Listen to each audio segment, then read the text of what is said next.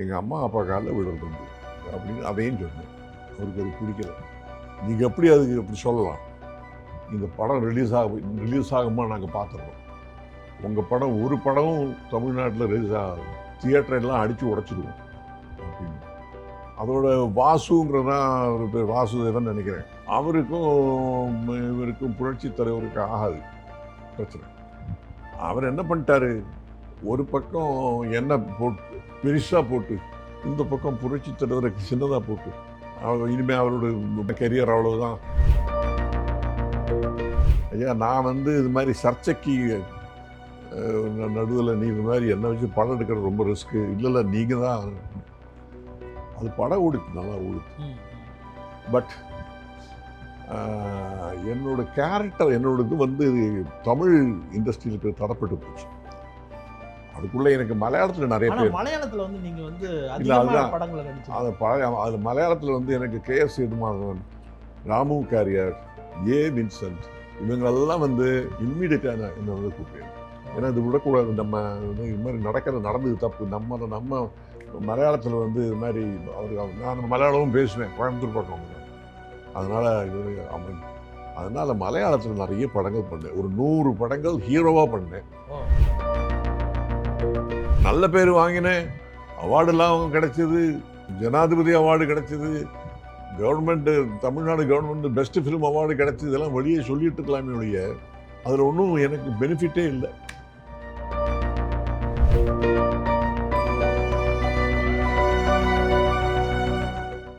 K Balachander sir வந்து உங்களை ஹீரோவாக ஆக்கணும் ட்ரை பண்ணார். அதுக்கு கண்ணதாசன் வந்து ரெக்கமெண்ட் பண்ணியிருக்காரு. சிவாஜி சார் வந்து உங்களை வந்து விரும்பப்பட்டு நடிக்க வச்சுருக்காரு. இப்போ அந்த அந்த அந்த ஒரு எண்ணம் வந்து அவங்க ஈடேறமே போயிடுச்சு. ஒரு ஹீரோவாக அவங்கள வந்து கொண்டு போனதில் வந்து அதை பற்றி என்ன நினைக்கிறீங்க சார்?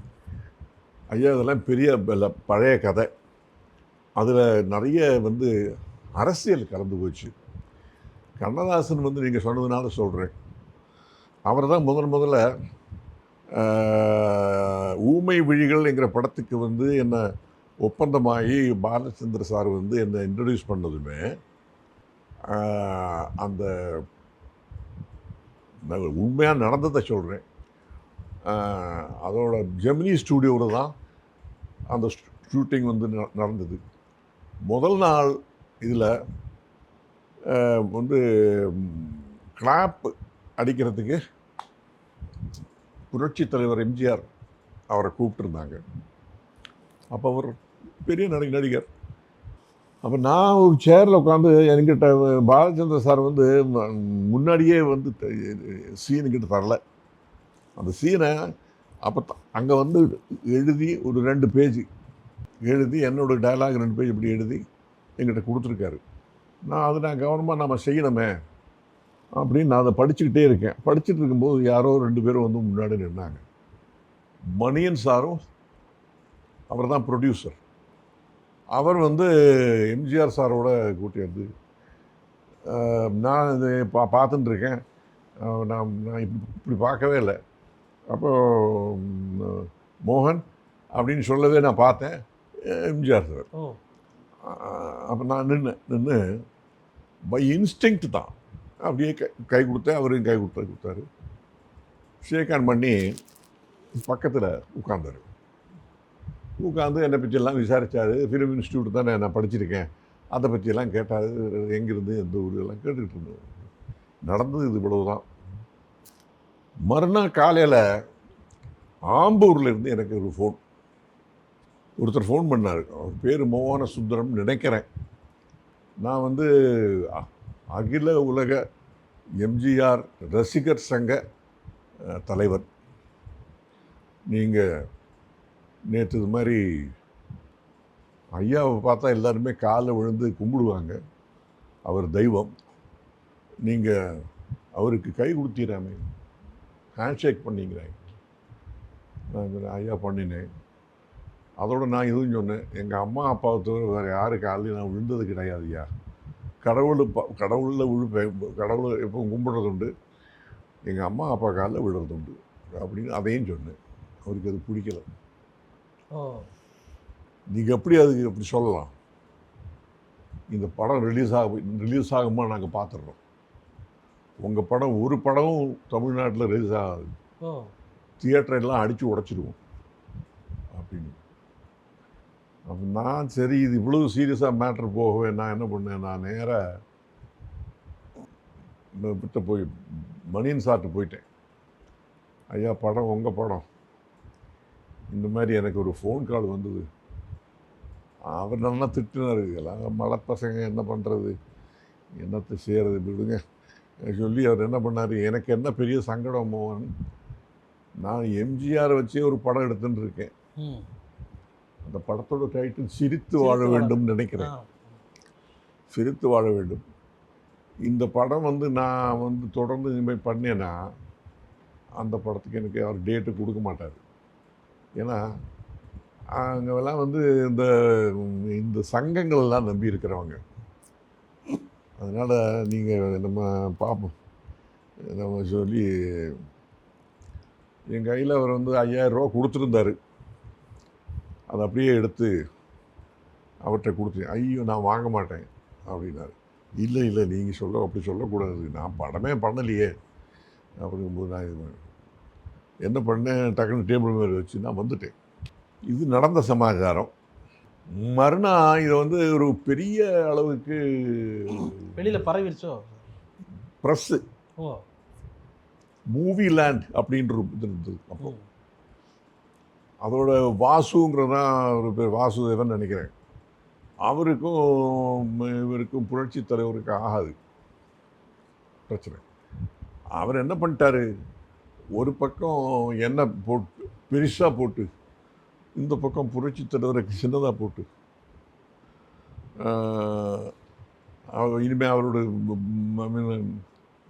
அவ்வளவுதான் கெரியர், அவ்வளவுதான் ஏதோ தப்பு தப்பாக எழுதிட்டார். நீங்களும் அப்போ வந்து ரொம்ப ஃபேராக சூப்பராக இருந்திருக்கீங்க. அதெல்லாம் கரெக்டு தான், ஆனால் அந்த மாதிரிலாம் செஞ்சிடக்கூடாது. அவர் அந்த மாதிரி செஞ்சிட்டார்.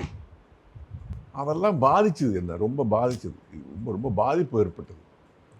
அதை கேள்விப்பட்டு தான் இவர் கண்ணதாசன் என்னை கூப்பிட்டாரு. அவருக்கு அப்போ இங்கே நம்ம இதில்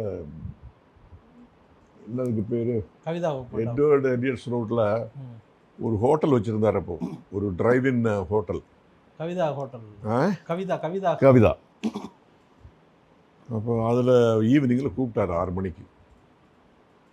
கூப்பிட்டு, மோகன் கொஞ்சம் கொஞ்சம் சாப்பிட்றீங்களா அப்படின்னு. நான் சொன்னேன், இல்லை ஐயா எனக்கு பழக்கம் கிடையாது, நான் சாப்பிட்றதுல உங்களுக்கு. அவர் சாப்பிட்டார். சாப்பிட்டு நல்லா வெஞ்சார், ப்ரெஸ்ஸே நல்லா வெஞ்சார். சொன்னார், இது என்ன பண்ண சொல்கிறீங்க, இந்த மாதிரி இதுதான், இதனால தான் வந்து நம்மெல்லாம் நாங்கள் ரொம்ப எதிர்பார்த்தேன் மோகன், நீங்கள் போய் ஃபிலிம் இன்ஸ்டியூட்டில் போய் ஃபஸ்ட் கிளாஸ் பாஸ் பண்ணி வந்திருக்கீங்க, ஒரு தமிழன் வந்திருக்கீங்க, ஒரு நல்ல நடிகர் உனக்கு கிடச்சிது, ரொம்ப நான் பெருமைப்பட்டு இருந்தேன், எல்லாத்தையும் சொல்லிட்டு இருந்தேன். கடைசியில் எப்படியா எனக்கு ரொம்ப வருத்தமாக இருக்குது, பார்ப்போம் என்ன நடக்கும் பார்ப்போம்னு சொல்லி அப்போவே ஃபோன் எடுத்தார். ஃபோன் எடுத்து, இவர் சின்ன சிவாஜி கணேசன் அவர்களுக்கு, சின்ன அண்ணாமலையா, சிவாஜி கணேசனுக்கு ஃபோன் போட்டார், நடிகர் திலகத்துக்கு ஃபோன் போட்டு, என்னையா நல்லா நம்ம என்ன சும்மா இருக்க முடியுமாயா, நல்லா இதெல்லாம் பார்த்துக்கிட்டு சும்மா இருக்கவா, என்ன என்ன இதை பற்றி யாருமே அதில் கண்டுக்கலை. அப்போ அவர் வந்து என்ன என்ன ஐயா, அவர் கவிஞர் ஐயா தான் கூப்பிடுவார். என்ன ஐயா கவிஞர் ஐயா, ஏன் கோவிச்சுக்கிறீங்க, என்னன்னு சொல்லுங்கள், என்னத்தை சொல்ல இப்படி நடந்து போச்சு பாருங்கள், மோகனுக்கு நடந்து போச்சு எல்லாம் சும்மா.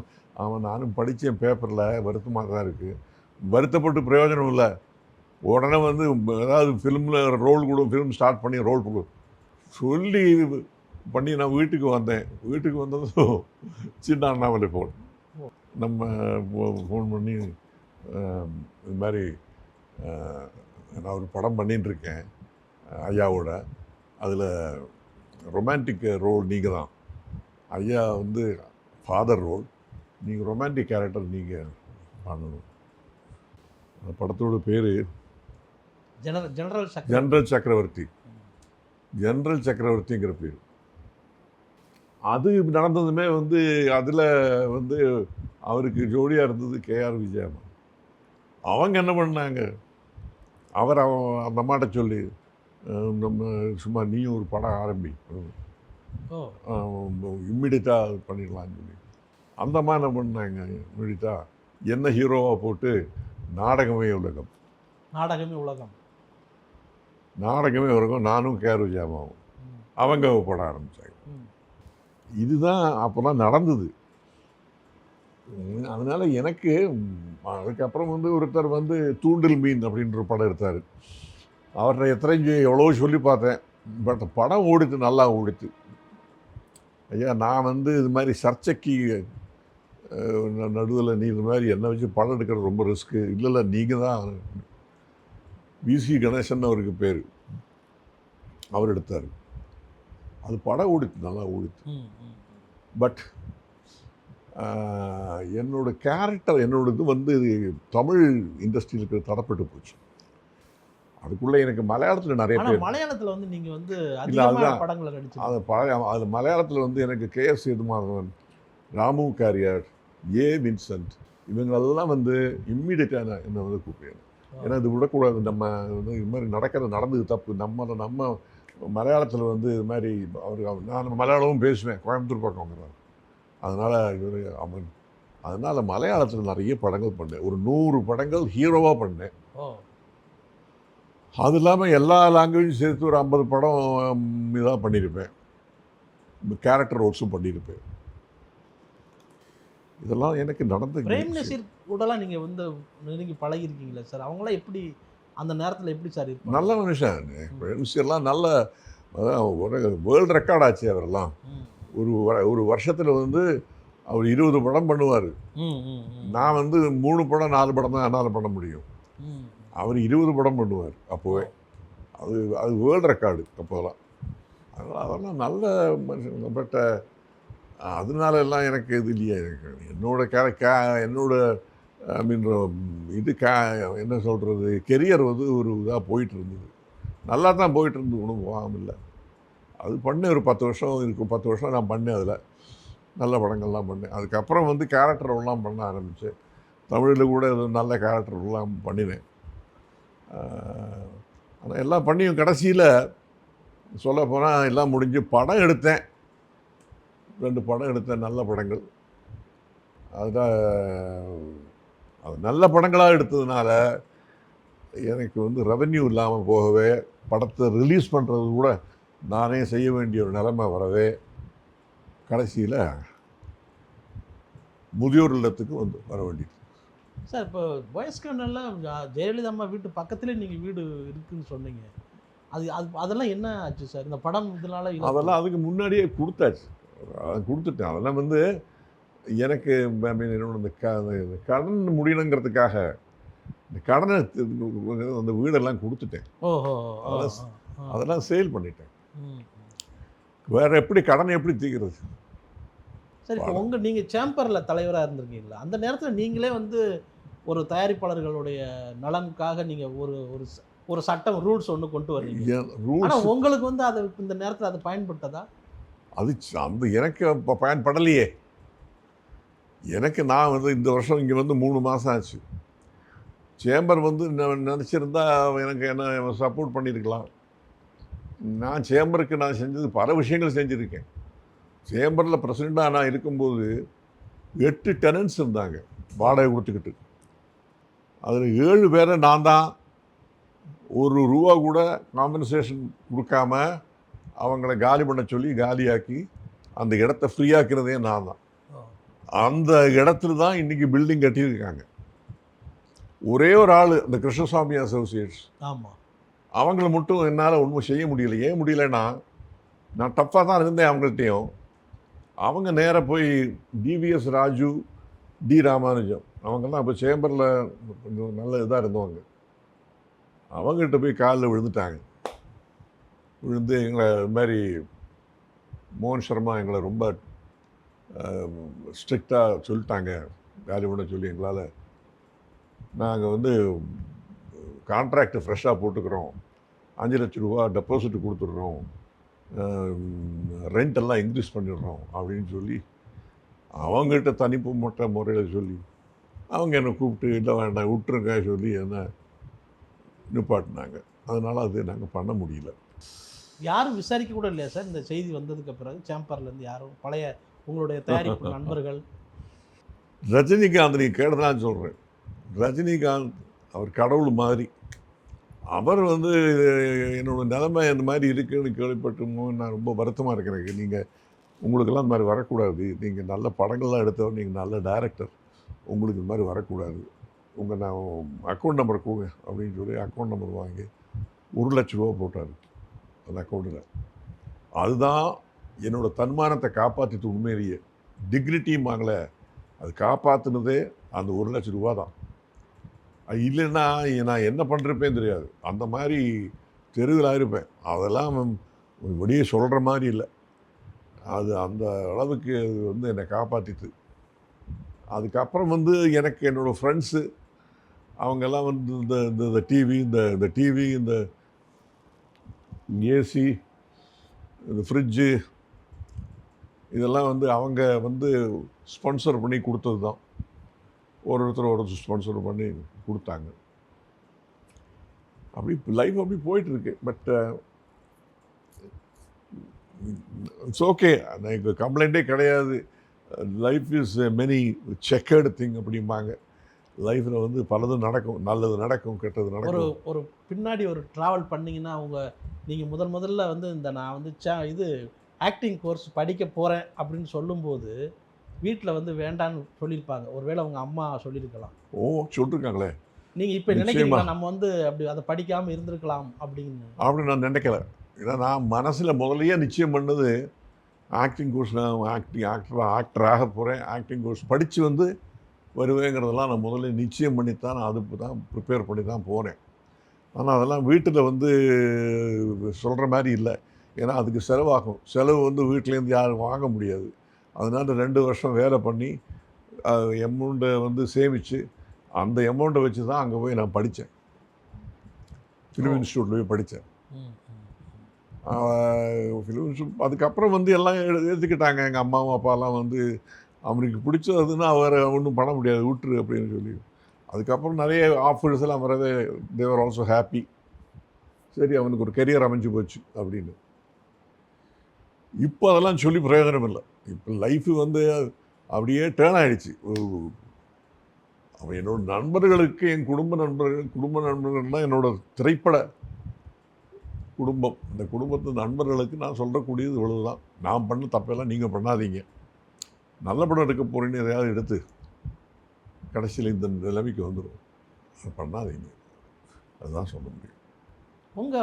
உங்கள் பையன், உங்களுடைய மகன்கள், வாரிசுகள் வந்து அவங்க இப்போ என்ன நிலையில் இருக்காங்க? உங்களை வந்து எதுவும் தொடர்பு கொள்கிறாங்களா சார்? யார் சார்? உங்களுடைய பிள்ளைங்கள். எனக்கு வந்து ஒரே புள்ள தான். அவன் ஜெர்மனியில் இருக்கான். அவன் என்கிட்ட கேட்டான், அப்போ நான் இங்கிருந்து நான் உன்னை பார்த்துக்குவா. இல்லை, அவனும் ஒய்ஃபுக்கும் ஜெர்மனியில் நல்ல வேலை, நல்ல ஆஃபர். அங்கே 10 லட்ச ரூபா சம்பாதிக்கிறாங்க. இங்கே 1 லட்ச ரூபா வந்து அங்கே 10 லட்ச ரூபா அங்கே சம்பாதிக்கிறாங்க. வீடு கொடுத்துருக்காங்க, 2 பேருக்கும் காரு கொடுத்துருக்காங்க, மெடிக்கல் ஃபெசிலிட்டிஸ் கொடுத்துருக்காங்க. இவ்வளோலாம் இருக்கும்போது நீ என்ன வந்து பார்த்துக்க வேண்டாம், நான் பார்த்துக்கிறேன், என் வேலையை நான் பார்த்துக்கிறேன்டா சொல்லி நான் ஒரு 5 வருஷம் தனியாக தான் இருந்தேன். அதுக்கப்புறமா தனியாக இருக்க முடியல. ஏன்னா உடம்புக்கு ஒரு சொன்னேன்னா இந்த ஒரு சர்ஜரிக்கே ஆகிப்போச்சு 4-5 லட்ச ரூபா. அதுக்கப்புறம் ஒரு சில வியாதிகள்லாம் வரவே, வெர்டிகோ, ஹைப்பர் டென்ஷன், மாதிரி இன்சுலின் டெய்லி ஏற்றிக்கணும், இதெல்லாம் வர சரி வேண்டான்னு சொல்லி இங்கே எல்லாமே ஃப்ரீ வந்துட்டேன். எப்படி சார் பார்க்குறீங்க இந்த லைஃப்பை? எப்படி பார்க்குறீங்க உங்களுடைய இந்த பயணத்தில்? லைஃப் நான் என்னத்தை பார்க்குறது, பயணம் லைஃப்பில் வந்து ஏதாவது சொன்னேன், life is many chequered thing. நல்லது நடக்கும், கெட்டது நடக்கும், மேலே போகும், கீழே வரும். அதெல்லாம் நம்ம அனுபவிச்சு தான் தீரணும், வேறு வழி கிடையாது. சிலவங்களுக்கு, சில ரொம்ப என்ன மாதிரி இருக்கிறவங்களுக்கு முட்டாள்தனத்தினால ஏதோ நான் செஞ்சு 2 படத்தை எடுத்து நல்ல பேர் வாங்கினேன், அவார்டெல்லாம் அவங்க கிடச்சிது, ஜனாதிபதி அவார்டு கிடச்சிது, government, Tamil Nadu government best film award கிடச்சிது. இதெல்லாம் வெளியே சொல்லிகிட்டு இருக்கலாமே ஒழிய அதில் ஒன்றும் எனக்கு பெனிஃபிட்டே இல்லை. அதை பற்றியெல்லாம் யாரும் இன்றைக்கி தான் நடிகர் சங்கத்திலேருந்து ஒருத்தர் ஃபோன் பண்ணார், சார் இதெல்லாம் கேள்விப்பட்டோம், அதனால் தலைவர் அதை பற்றி விசாரிக்க சொன்னார், கார்த்தியும் விசாரிக்க சொன்னாங்க. ஆமாம்ப்பா உண்மைதான்ப்பா, இங்கே வந்து நான் நந்தியம்பாக்கங்கிற இடத்துல ஓல்டேஜ் ஹோமுக்கு வந்திருக்கேன்ப்பா, வேறு வழி இல்லை. சரி சார் நான் உங்களுக்கு சொல்கிறேன் அப்படின்னு. அதுபோல் நான் சேம்பருக்கும் நான் செஞ்சுருக்கேன். சேம்பரில் அதாவது அது வரைக்கும் இந்த தாதா சாஹேப் பால்கே அவார்டு எல்லாமே வந்து வடநாட்டுக்காரங்களுக்கு தான் கொடுத்துட்டு இருந்தாங்க. 27 பேர் கொடுத்துருந்தாங்க, 30 பேர் கொடுத்துருந்தாங்க. அதில் 27 பேர் பாம்பேக்காரங்க. வேறு 3 பேர் வந்து ஒருத்தர் பெங்காலி, 2 பேர் வந்து நாகிரெட்டியும் இவரோ எல்வி பிரசாதும். நாகிரெட்டிக்கும் எல்வி பிரசாதுக்கும் கிடைக்கிறதுக்கு மெயின் காரணம் அவங்களும் இந்தி படம் பண்ணிருக்காங்க, அதனால். இல்லைன்னா அவங்களுக்கும் கிடைச்சிருக்காது. அதை மாற்றினதே நான் தான். நான் ரவிசங்கர் பிரசாத்ங்கிறவர் தான் அப்போ வந்து யூனியன் ஐஎன்பி மினிஸ்டராக இருந்தார். அவரை போய் 2-3 தடவை சந்திச்சு, சார் இது அநியாயம், இது வந்து நடக்கிறது நியாயம் இல்லை. இந்தியன் ஃபிலிம் இண்டஸ்ட்ரியை பொறுத்த வரைக்கும் 75% தென்னாடு தான். இந்த 4 பாஷை, ஆமாம், டோட்டலாக தமிழ், தெலுங்கு, மலையாளம், கன்னடம், 4 பாஷைகள், 4 லாங்குவேஜ் இருக்குது பாருங்கள். இந்த 4 லாங்குவேஜில் நடக்கிற படங்களோட நம்பர்ஸு, இங்கே இருக்கிற தியேட்டர் நம்பர்ஸு, இந்த படங்களில் வந்து இங்கே எம்ப்ளாய்மெண்ட்டு, இதெல்லாம் பார்த்தீங்கன்னா 75% இங்கே தான். ஆனால் இந்திக்காரங்களுக்கு வந்து அவங்களுக்கு செல்வாக்கு இருக்குது. அவங்க அதனால் வந்து வெளியூரில் வந்து அவங்களுக்கு நிறைய மார்க்கெட் இருக்குது விற்கிறதுக்கு. வடநாட்டிலையும் மார்க்கெட் இருக்குது, எல்லா மாகாணத்துலேயும் வாங்குகிறாங்க. அதனால் அவங்களே டாமினேட் பண்ணிகிட்டு இருக்காங்க.